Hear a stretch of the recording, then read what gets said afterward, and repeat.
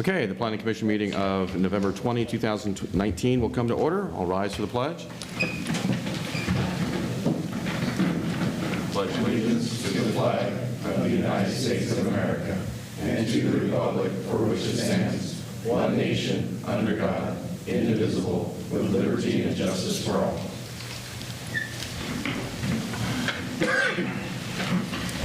Secretary will call the roll. Commissioner Tolson? Here. Commissioner Castleberry? Here. Commissioner Rice? Here. Vice Chairperson Mann? Here. Chairperson Hodge? Here. Okay, may I have a motion for approval of the agenda? Move to approve the agenda. Been a motion. Is that Commissioner King? Rice? Is that Rice? Commissioner Rice? Call me something. To approve the agenda, is there a second? Seconded by Commissioner Tolson. Absent objection, the agenda is approved. May I have a motion for approval of the minutes? I move By the to way, approve the excellent minutes. Motion made by Commissioner Castleberry. Is there a second? Okay, rounding up, I'll second. Seconded by Commissioner Mann. And without an objection, the minutes stand approved. Okay. Declaration of conflict. The Secretary will read the declaration of conflict. If any member of the Planning Commission may have a conflict of interest or any reason why that member must abstain from consideration of any matter on this agenda, he or she should so declare at this time. Anyone need to declare conflict? Seeing none, we'll push forward. Public statements. This is the time allotted for public statements or comments on all items other than public hearing items. I have no cards for persons wishing to speak under this agenda item. Are there any persons who wish to speak on other than agenda item 10? Seeing none, we'll move forward. Correspondence. Is there any correspondence from the Deputy Director, City Planner? There is a memorandum on the dais tonight, and this is regarding the public hearing item 10A1. This was some email correspondence we received from the neighbors prior to subsequent to the packet being distributed. And so we wanted to share that with you, and a copy is provided at the table outside in the lobby.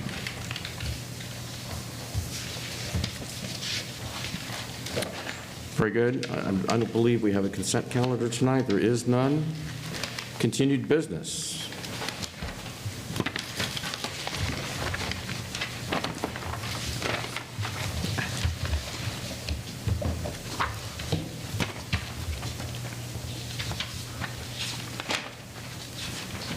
Page 4.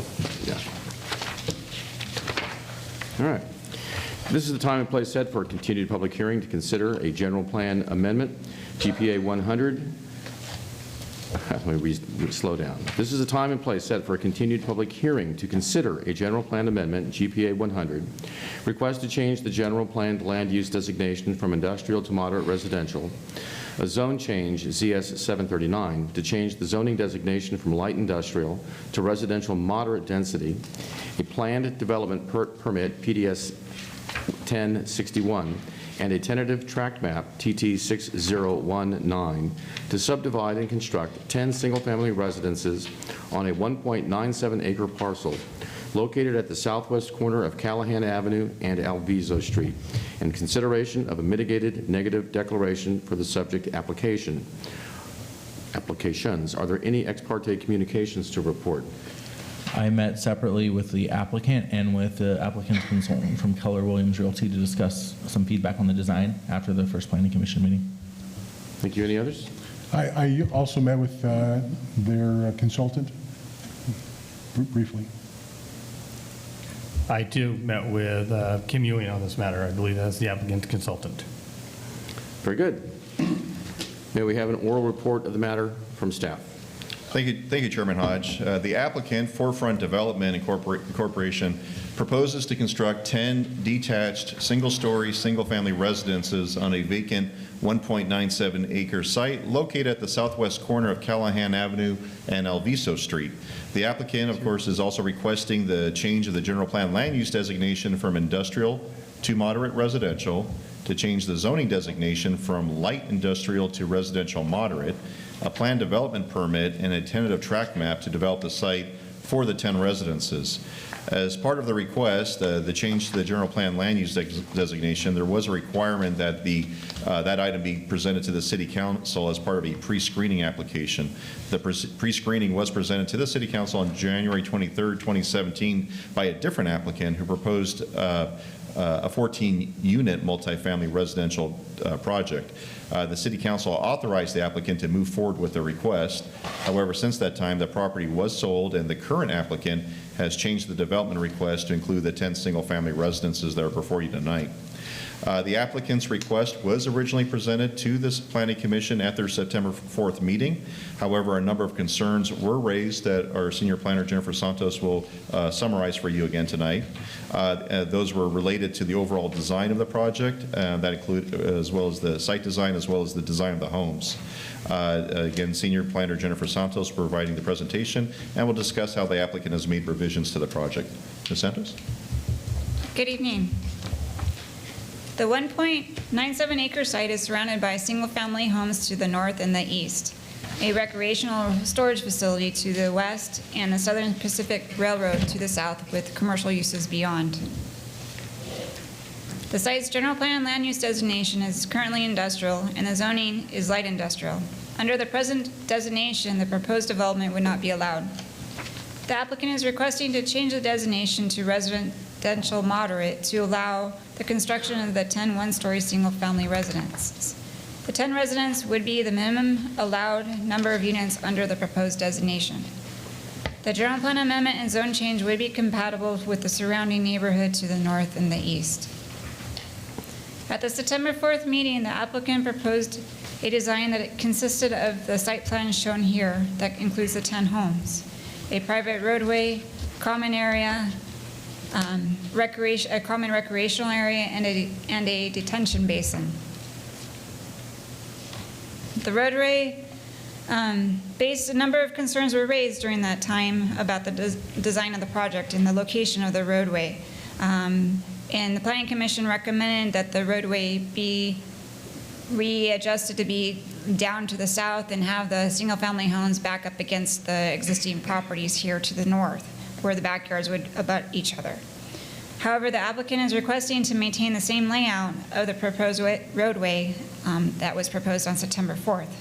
As proposed, the design would be consistent with the Federal Emergency Management Agency's, FEMA's Special Flood Hazard Area, with their regulations, as well as the city's floodplain ordinance. This would contain the stormwater flow to the proposed roadway and the front yards without discharging to the south along El Viso and Callahan. The improvements will also allow the proposed homes to be removed from the flood zone. In addition, the on-site drainage will be handled through a series of swales and underground drainage systems that intercept the runoff and will be directed to the site's infiltration system. Additionally, the proposed underground water and sewer lines will be located under the private roadway that will be in line with the existing off-site utilities. Based on staff's opinion, relocating the roadway would require higher elevation grades for the site. This is a conceptual layout of how the site would look with the surrounding homes with its placement.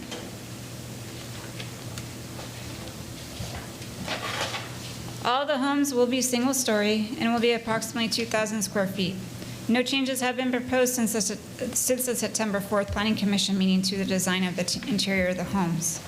These will include a two-car garage, 3 bedrooms, and 3 bathrooms. All the homes will have an open floor plan for the kitchen, family room, and dining room.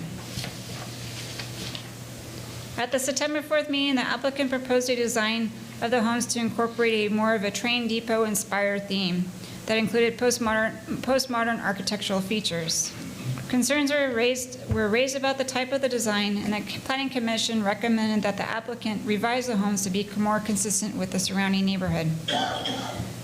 The applicant revised the homes to include more stucco material on gable-style roofing. As shown on the bottom right, the applicant revised the elevations to show design features that consisted of stacked stone, stucco color walls, wooden stucco door surrounds, accented entry doors, shutters, and wood columns, and clear-story windows. To be more consistent with the neighborhood, the applicant would like to use 50-year composition shingle roofing for the material. However, they would accommodate to install concrete tile roofing if the Planning Commission prefers. Each of the following 9 slides shows the before and after comparisons, and all of the revised elevations can be found in Exhibit 1 of the staff report. This is the same plan, but it just shows the 4 sides to it, and it shows how they have incorporated an enhanced entryway with the clear story windows and the stacked stone on the front that wraps around the front. And then along the sides, they have the stucco border that matches to the stone. And then they have shutters in the back, and of course the shingle roofing or concrete tile roofing. This is a second plan type that shows that they're requesting to still maintain the stucco, the vertical siding on the front and along all the sides of the homes, but they've incorporated stacked stone and clear story windows down here. This is a plan that shows all 4 sides, where it shows the stone on the front and then the vertical siding around all the sides of the homes. And then on the rear, they've incorporated shutters, and then there's a bay window. This is the third plan, which before it showed a shed-style roofing and the angled siding. They've now proposing to use stucco with a wood trellis and entry. And they also have stacked stone on the front. And this shows 4 sides to it, where it carries that color of the stucco border around all 4 sides. This will be a patio area that is incorporated within the roof line of the home. In all the homes, the applicant has revised the plans to propose solar panels for all the homes. So that will be, then that's been placed as a condition of approval. This is the 4th plan that showed the shed-style roofing, where they've incorporated the vertical siding and gabled roofing style, and with the front trellis here to kind of accentuate the front of the house.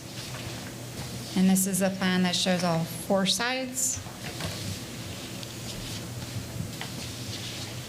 This is the 5th plan, where they've incorporated, before they had a higher ceiling here where it almost looks like it's a 2-story structure, but just all the homes will be 1 story. This was revised to have a higher entry that will have clear story windows here. And then this is the plan of what it will look like on all 4 sides.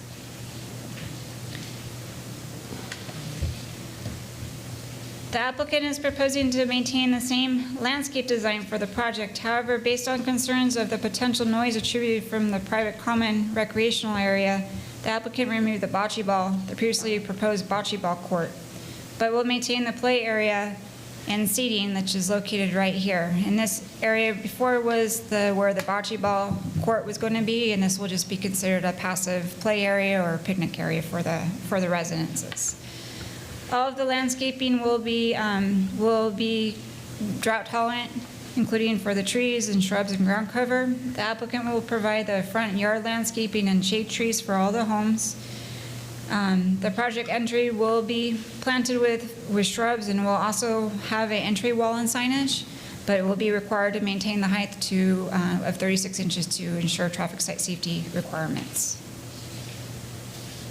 In staff's opinion, the project complies with the findings referenced in the staff report and recommends that the Planning Commission recommend to the City Council approval of General Plan Amendment number GPA 100, Zone Change number ZS 739, Plan Development Permit PDS 1061, and tentative track map TT 6019, and the project's mitigated negative declaration. This concludes staff's presentation and will be available for any questions.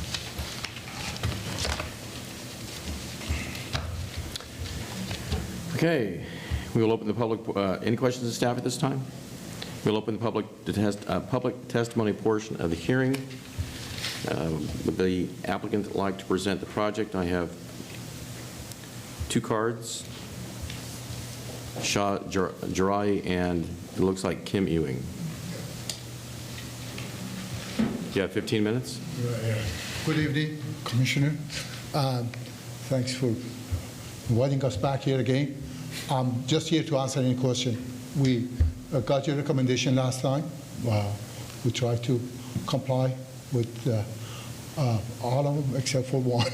And I'm here to answer any question you may have. Beyond that, I have no comment. Let's see, let me see. Questions to the applicant? Let me ask you real quick. Well, first of all, I want to get something out of the way. It was suggested to me by a person who I believe has an excellent memory that at the neighborhood council meeting, you answered a question about why there's an HOA, and the answer was because when there's 10 units or more, you have to have an HOA. Do you remember saying anything like that? Entryway, I think. An HOA. HOA, yes. Is it anything over 4?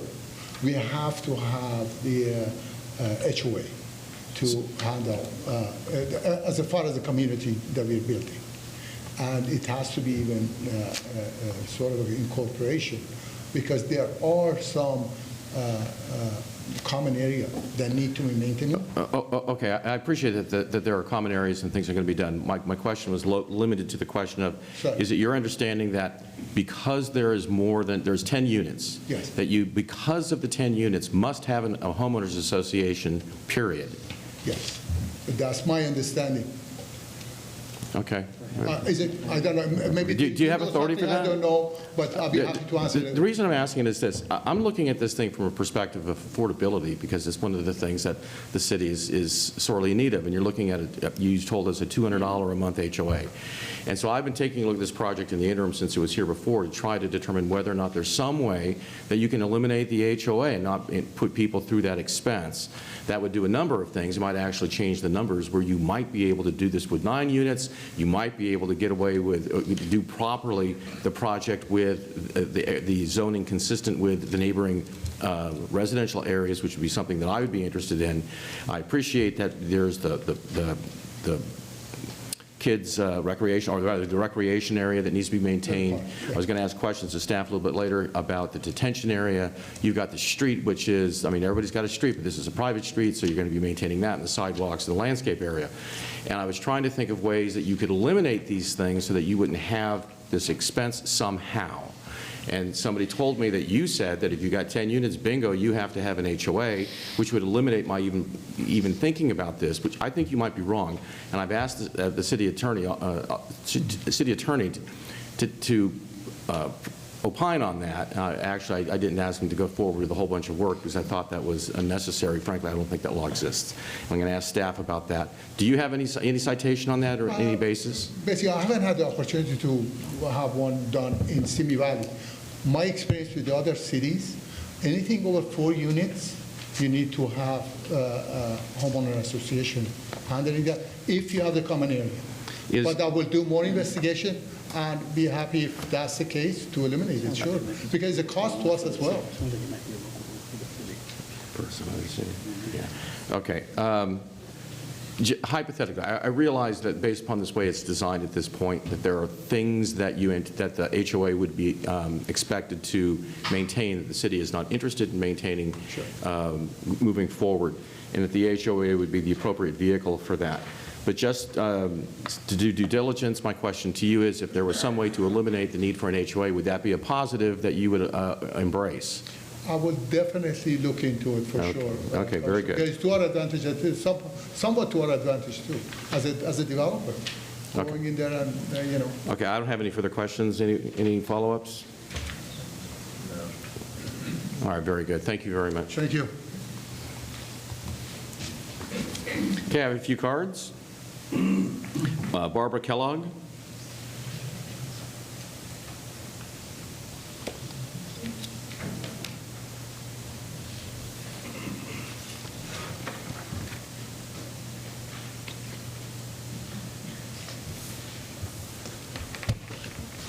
Thank you for allowing me to express my concerns about this development. After the last meeting that addressed the development and after reviewing the current proposal, my husband and I still have concerns as they specifically affect our family and property as well as those of our Graham Street neighbors.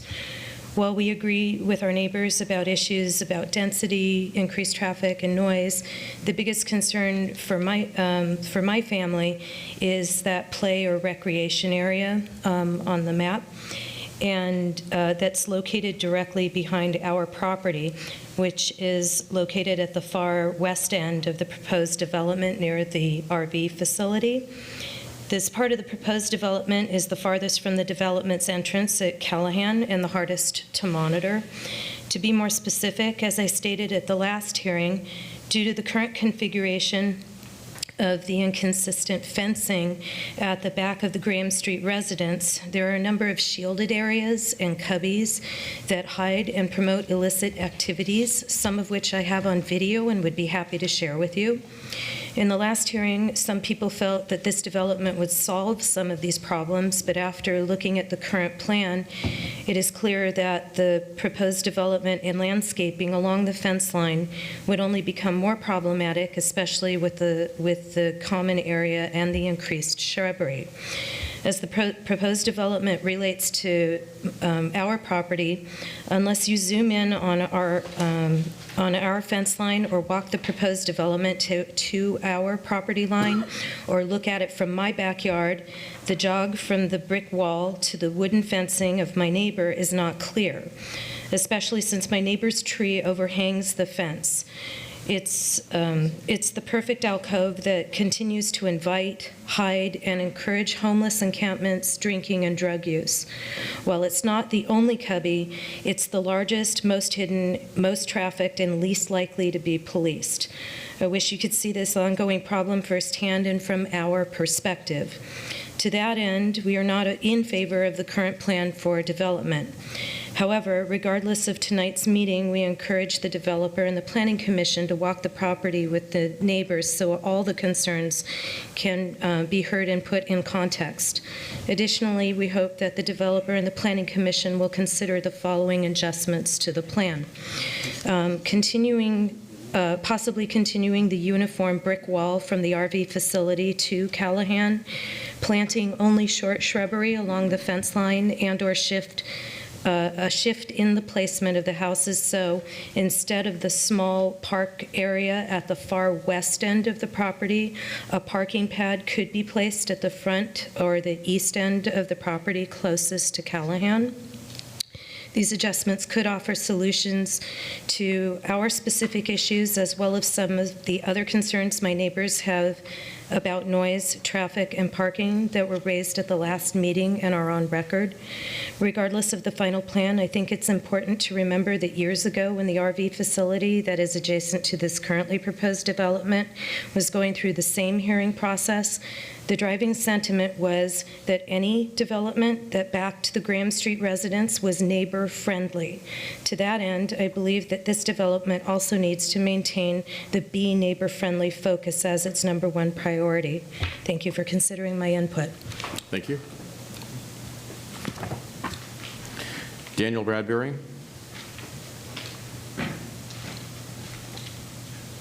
Gentlemen, ladies, I would just like to say as an 18-year homeowner here in Simi Valley, I am fully in favor of this development. I love its design. I love its location.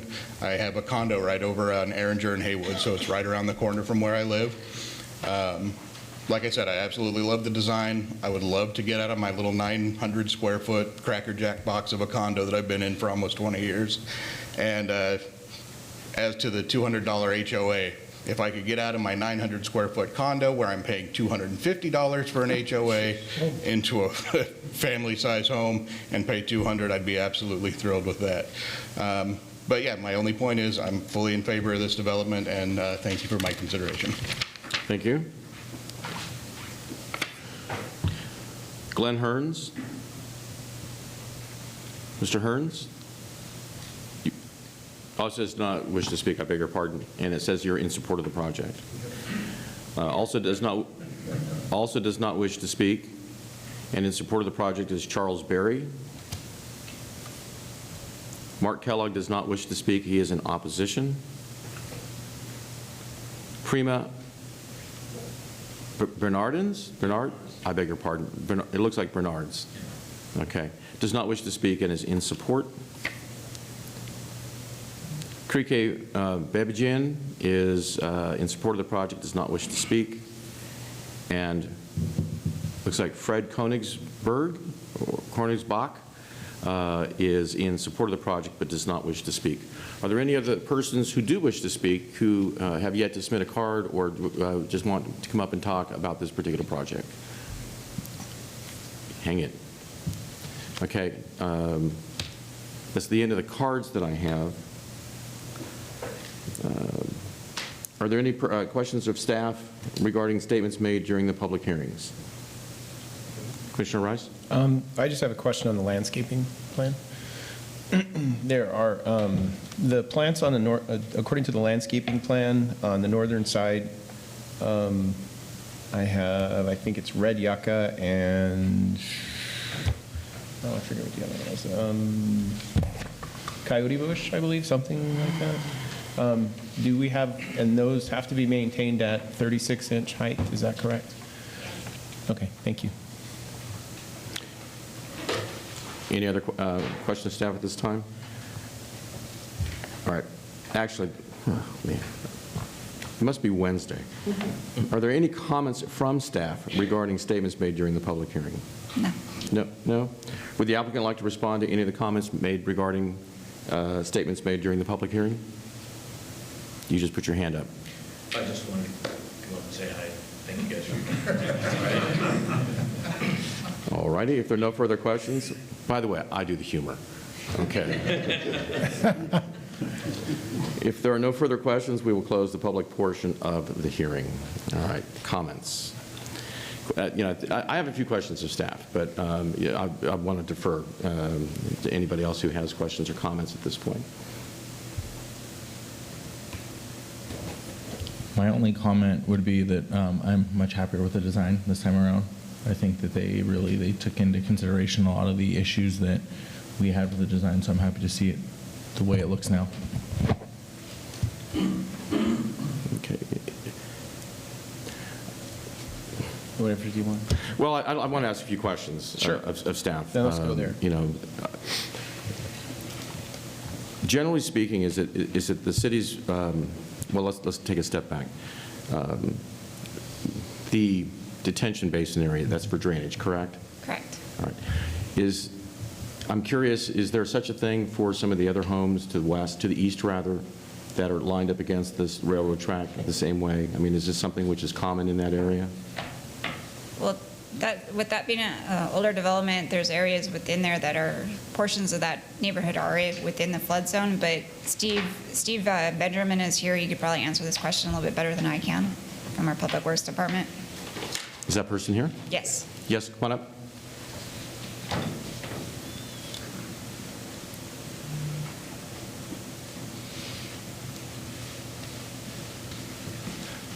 Good evening, Commissioners. Steve Benjamin, I'm a senior engineer for the Public Works Development Section. Okay, very good. My question has to do with the detention basin. I'm curious why it's here, but apparently in no other location that I saw along the other homes that are in the neighborhood. I'm curious why this particular parcel needs such a thing, and if there's some other way that it can be done without having to create an area that needs. I'm trying to focus on the areas that are creating the HOA so that we can drive some affordability of the project. Yeah. And so I'm curious. My understanding is that as the code changed and requirements changed, these detention and water quality devices must be in part of the development. So it's not. So previous designs may not have required that. Okay. So typically, we would have some type of agreement for a homeowner association to maintain those basins or water quality devices. All right, so there's simply been changes in the environmental obligations of the city with respect to runoff water, and so this is our response. Yes. All right. So the question, I'm glad you're here. So my question now becomes, if we were to flip the homes and put them on the north side of the street, with the backyards on the north side of the property attached to or adjacent to the backyards of the homes to the north, and the homes are now facing south, and this detention basin it would actually have to be part of the street. Is that correct? It could be part of the street or located within a location where one of the existing houses are shown. They have different methods where they can actually put the detention below ground in the parkway, in the driveway areas.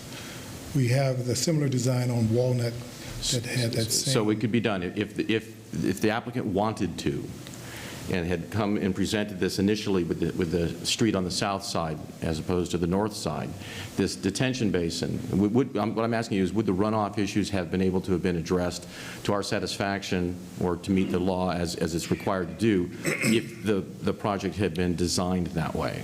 It could have it could have a underground detention, and you wouldn't see anything on the surface. It would be in the roadway, a subsurface detention or infiltration basin. Would that require, well, maybe you could speak to the issue of how much that would affect, if at all, the grading issues associated with the floodplain concerns, associated with the FEMA obligations for the height of the project to get out of the 100-year flood area. I think there's like 6 things in there. But I understand that those are all considerations.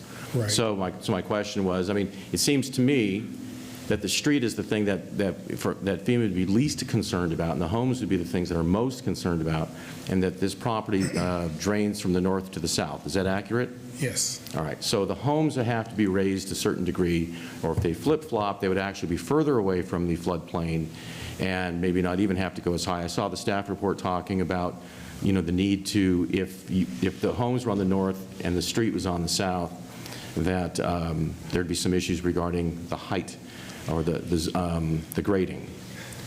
Do you have any information on that? I would say it was a matter of choice. Is what? It's a matter of choice. I believe they could have done a different design. It could be done both ways. It could be done both ways. But you may lose a lot as to, I'm not, Might lose a lot? yeah. Well, I know you'd have to lose a lot because you'd have to have the street come down, Right. continue straight, in essence, where the first property on the east is. But then all of a sudden you'd have 9 units, and then you would have zoning at the zoning that's surrounding the property. Okay, but it's all doable, correct? I believe it's doable. Very good. Thank you very much. I really appreciate you being here tonight.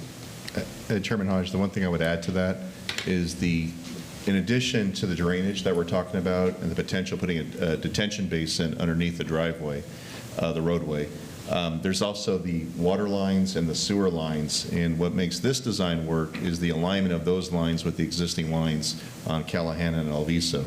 The other issue, of course, that's driving this site design is the fire trucks and the trash trucks and the turnaround and the hammerhead at the end. So it's not just one factor that's driving the site design, it's other departments as well. Well, then let's address those, all right?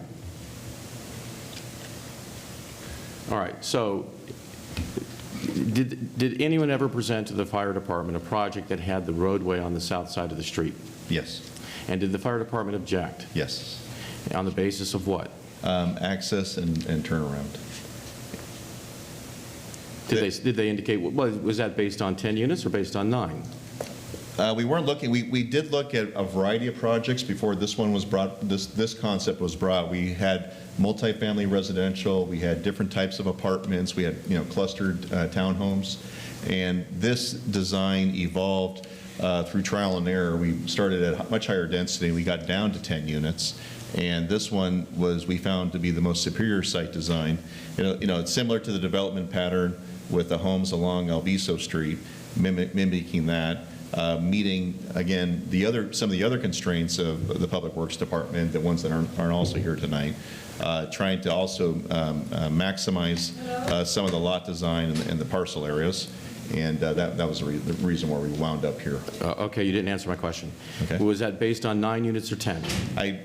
To tell you, I don't know what that concept looked like. We've had so many different projects on the site. See, what I'm looking at is you've got Callahan Street here, and you've got a left turn, you got a right turn.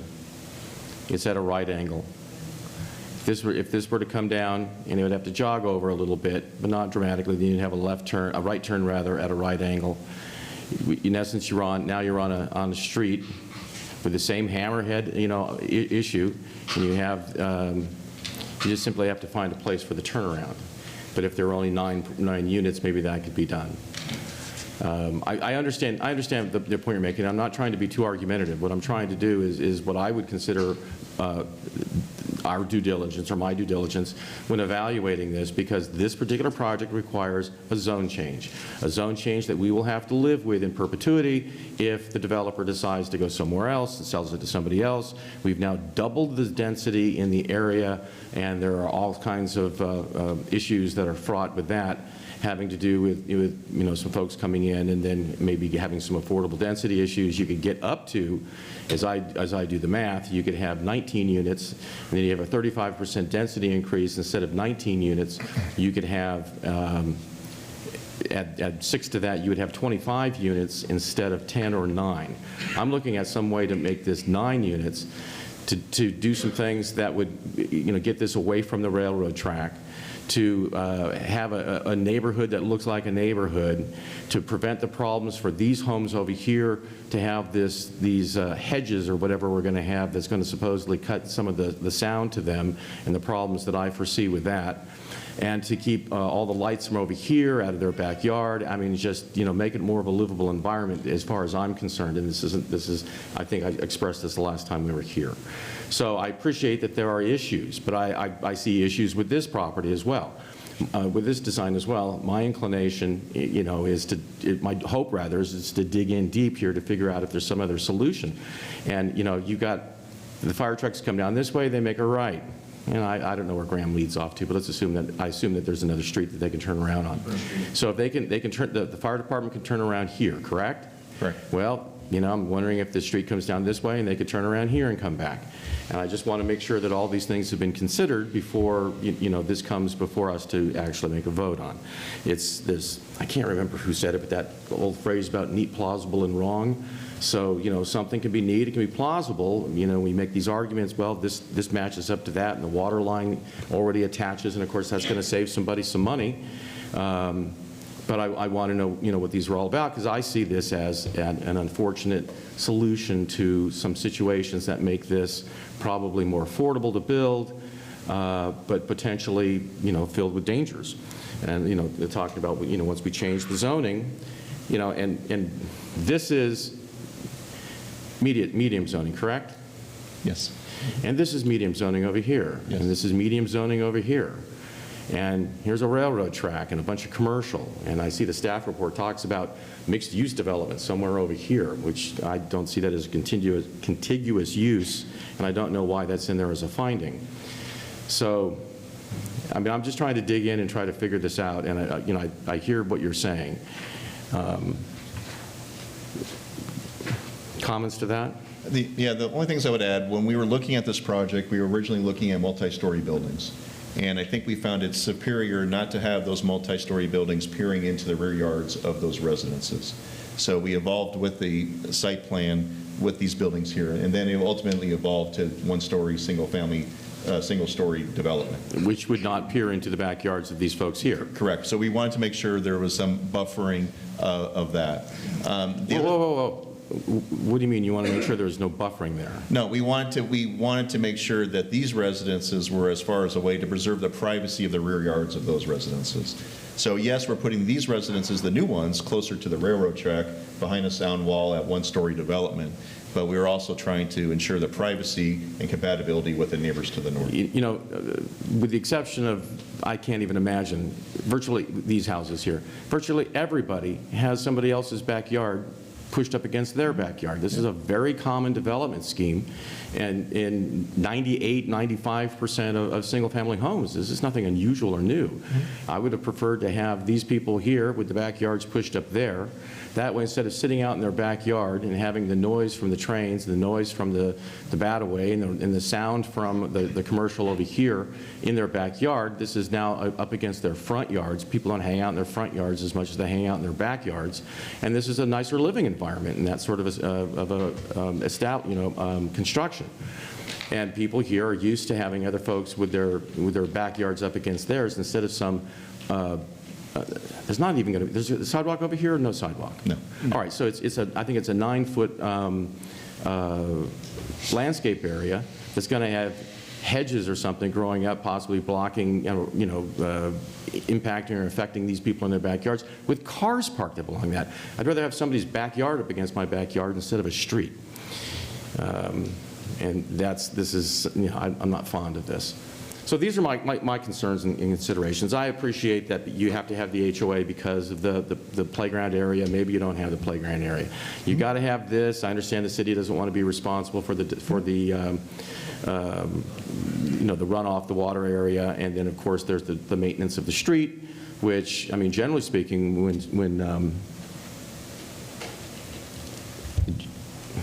these days, does every development have to be responsible for the maintenance of their streets in the future?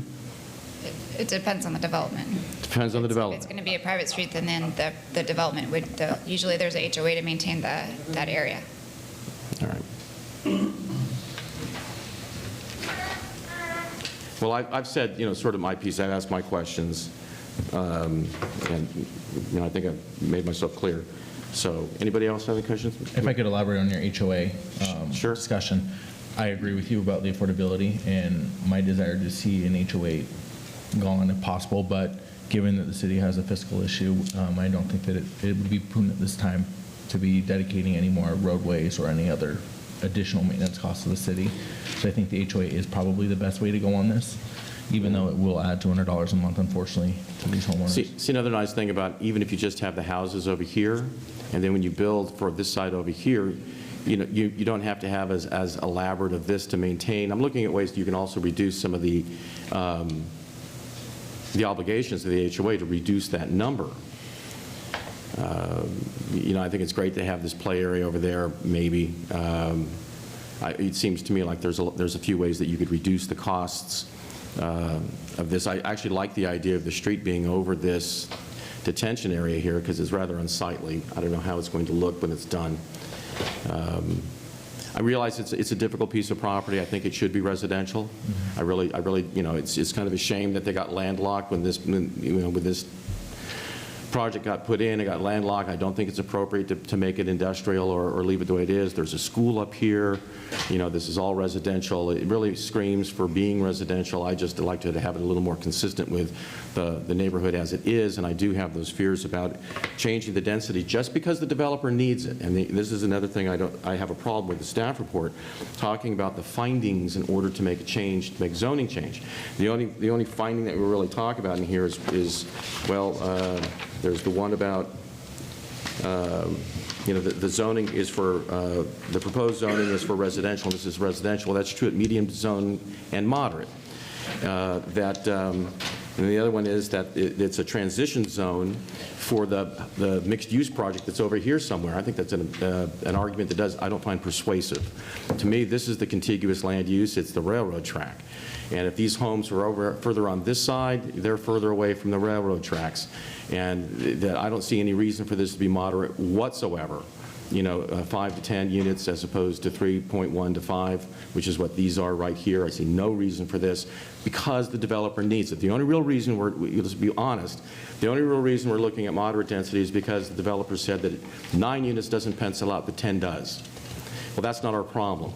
The question that we have is whether or not what it should be zoned as, and then you take a look at all the rest of the considerations. To me, it screams out to say the same zoning that the rest of the neighborhood is. So I wouldn't be able to make the findings necessary to have the increase in zoning, in the density rather.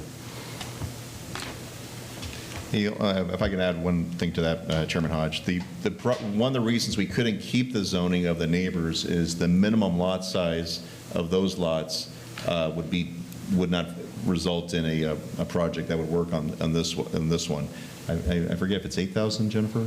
Well, this says that the rest of the homes have an average of 8,000, but the staff report doesn't require 8,000 square feet as a minimum lot size for medium density. The minimum lot size for medium density is 8,000 square feet. The medium lot size is 8,000 square feet? Yes. All right, because the staff report referred to an average lot size for the medium. For the moderate or for the medium? Well, yeah, I always get these mixed up. For the 3.1 to 5, what is that? That's a moderate, I think. The moderate, there isn't a minimum lot size, but if they were proposing to do medium, then the lot, obviously, there'd have to be less units in order to accommodate the minimum lot size of 8,000 square feet. Another issue that I see as non-persuasive, but all right, I've had my say. Any other questions, comments? Okay, couple questions. Is parking allowed on the north side of this unnamed street? Yes. Is parking allowed on the south side of the street? There could only be parking on one side of the street. So the fire department's gonna, I'm sorry, the parking will be limited to the south side of the street. The north side will be painted red because that will be considered a fire lane. So the north side will have no parking? No, right. Okay. The next question regarding the roofs. Does the city mandate tile roofs, or can they allow in our building code for composition asphalt shingle roofs? It's an optional standard. Our design guidelines encourage tile roofing, but it's not a requirement. Okay, thank you. Other questions? To piggyback on what Commissioner Mann just stated, I think that the asphalt shingles make more sense given the surrounding neighborhoods. There are no tiles in the surrounding neighborhoods, so I think that that was a question that staff had, was if we were okay with going to asphalt shingles, and I would be okay with that. Is there a slide that shows the difference?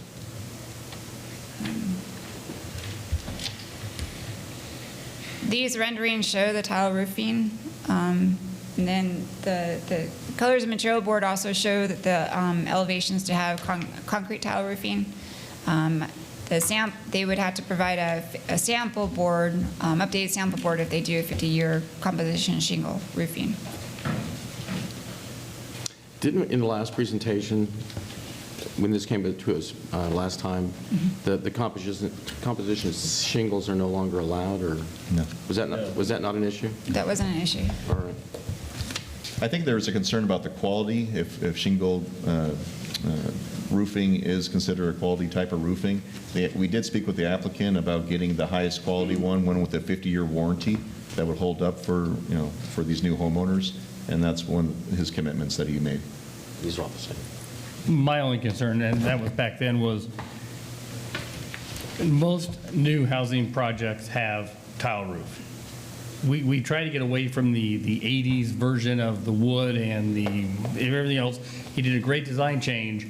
I just think keeping it as an asphalt shingle roof, it still puts us back in the 70s and 80s. Yeah. I don't know of any other new housing project that either we've approved or has been approved of late that had composition shingle roofs. And I wonder if composition shingle roofing is appropriate with the design of these units. I mean, are they consistent? Maybe consistent with the prior ones when it was supposed to look like, I think of the movie The Train in France with Burt Lancaster and those stations. But you're dating yourself. Yeah, I am.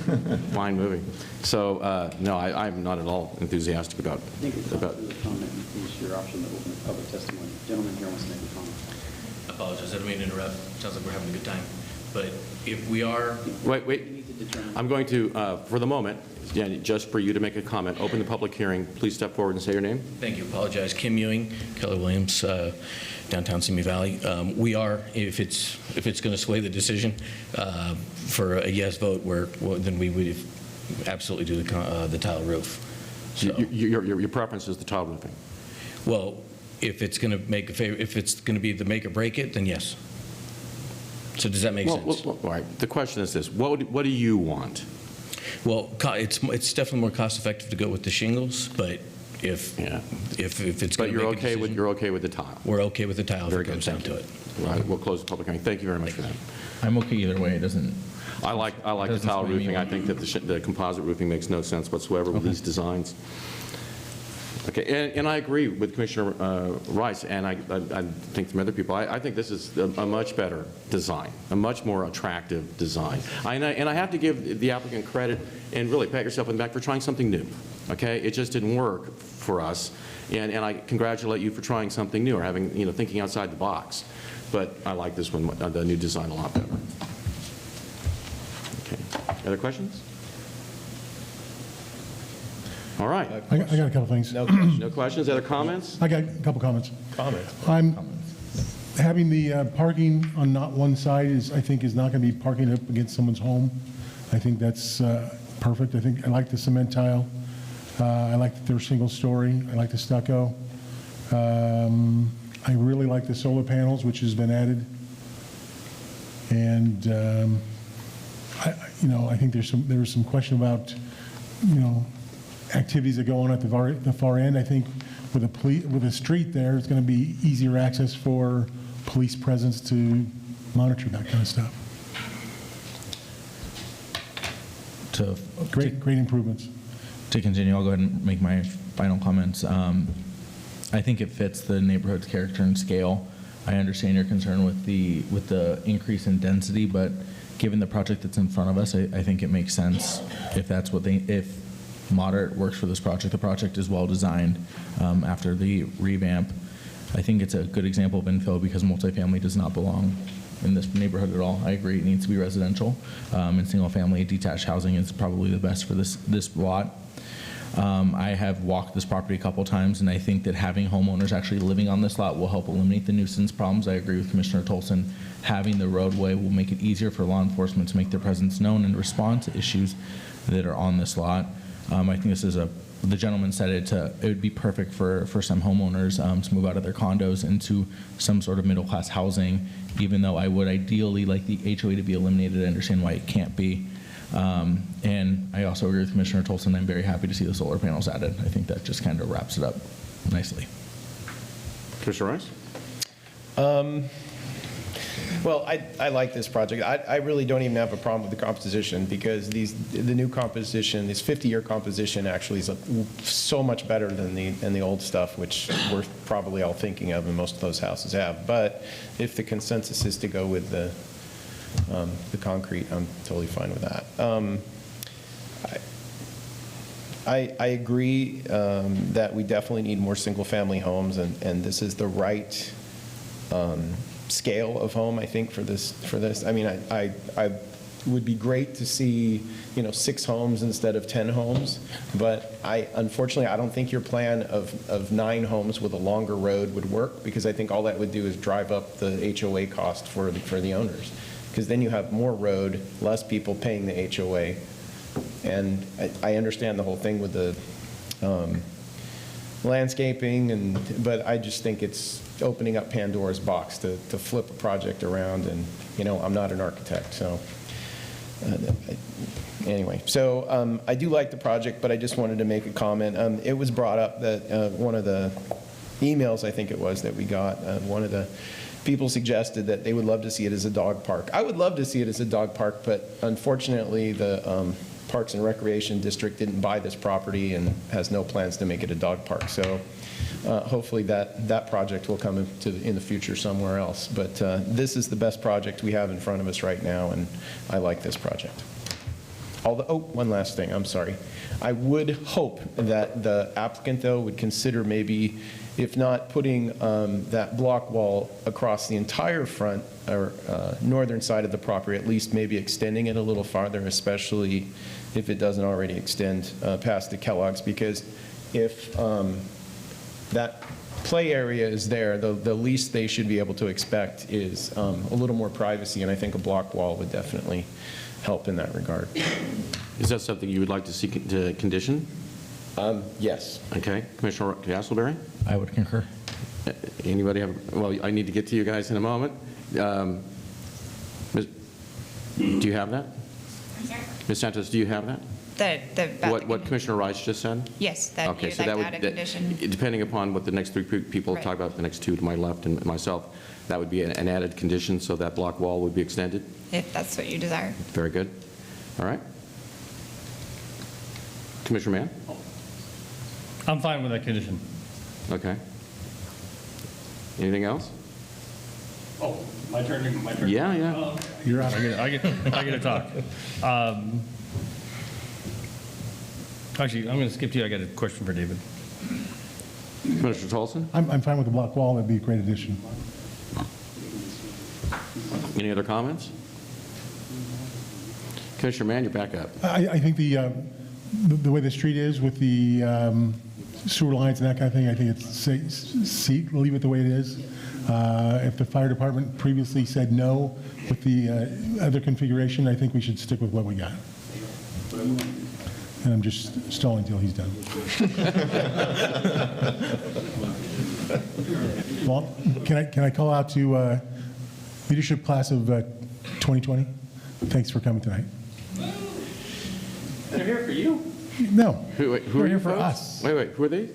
Leadership class. Oh, very cool. Very cool. All right, very good.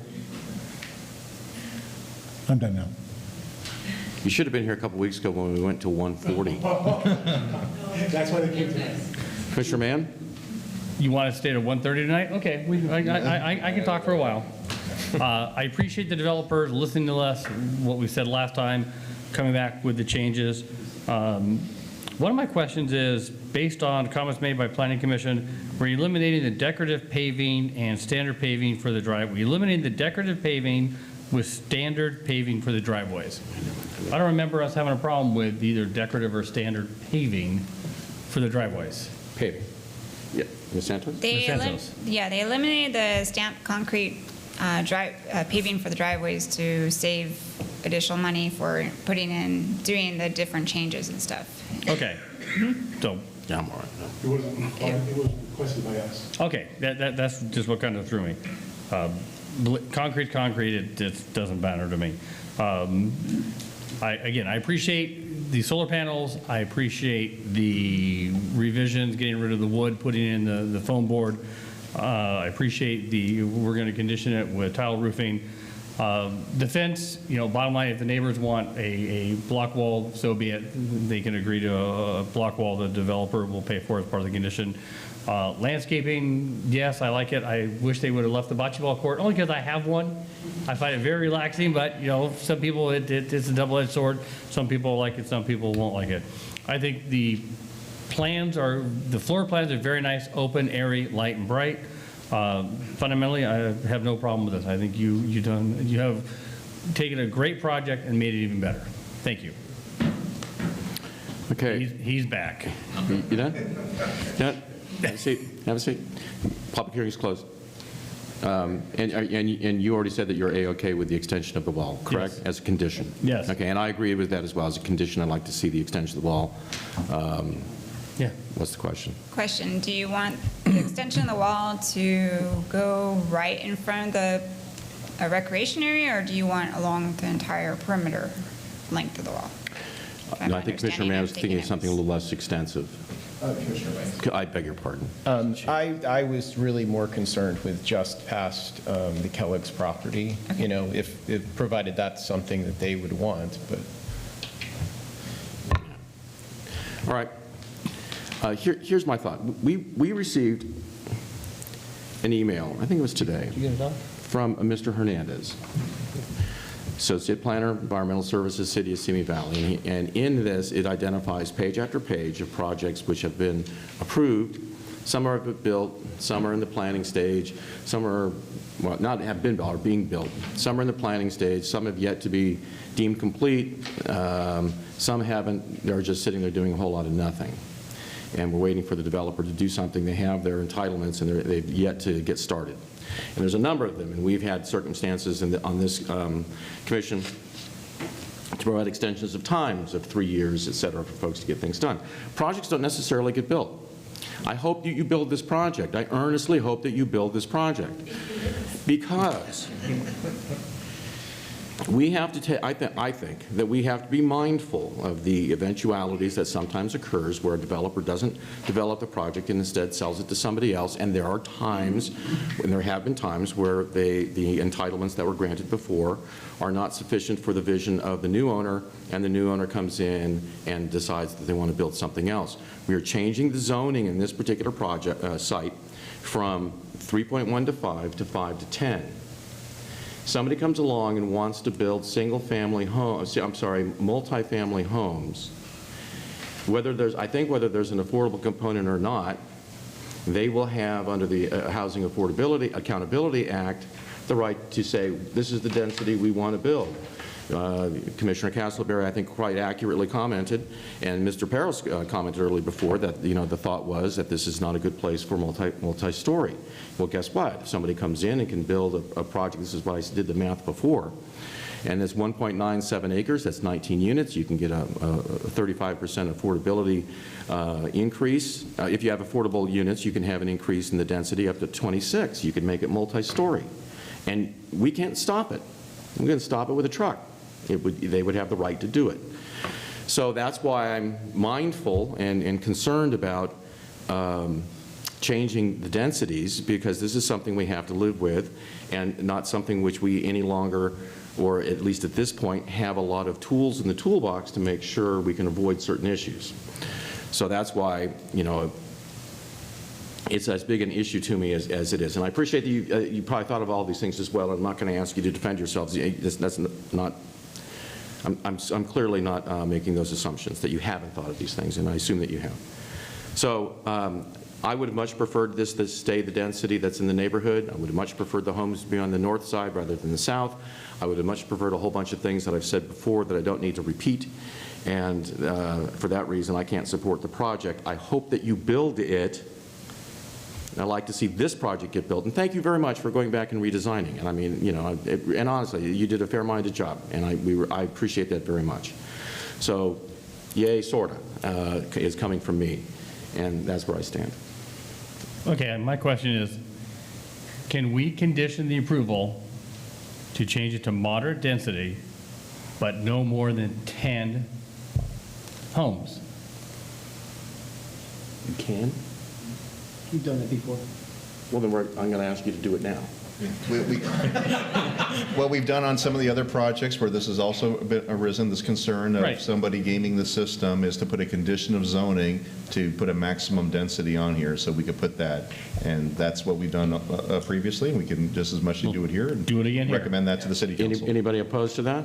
So that would be, thank you for bringing that up. Commissioner Mann, yay. You earned your money.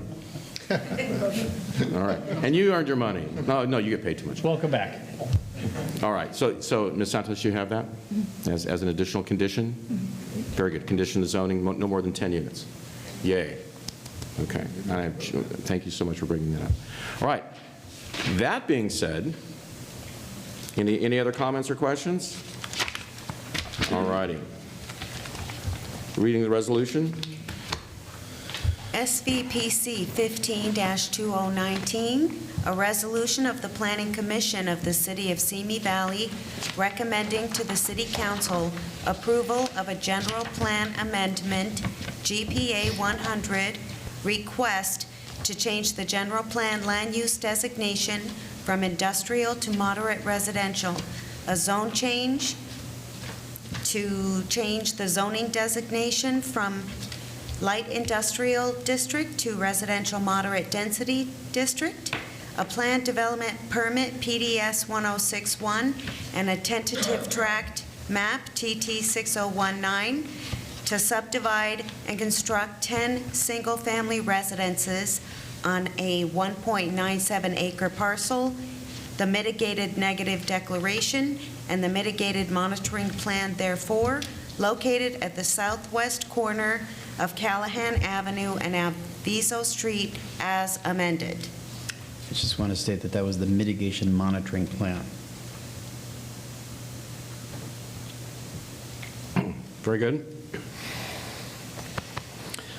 The chair will now entertain a motion.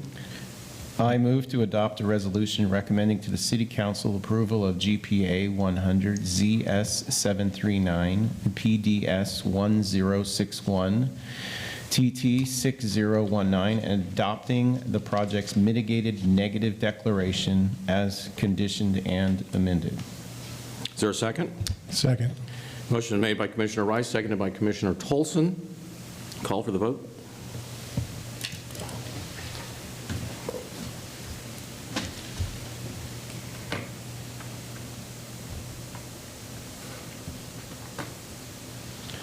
The motion passes. There's no appeal period for GPA 100, ZS 739, PDS 1061, and TT 6019. And these items will proceed to the City Council with the Planning Commission's recommendation. Proceed to the next item. Thank you very much.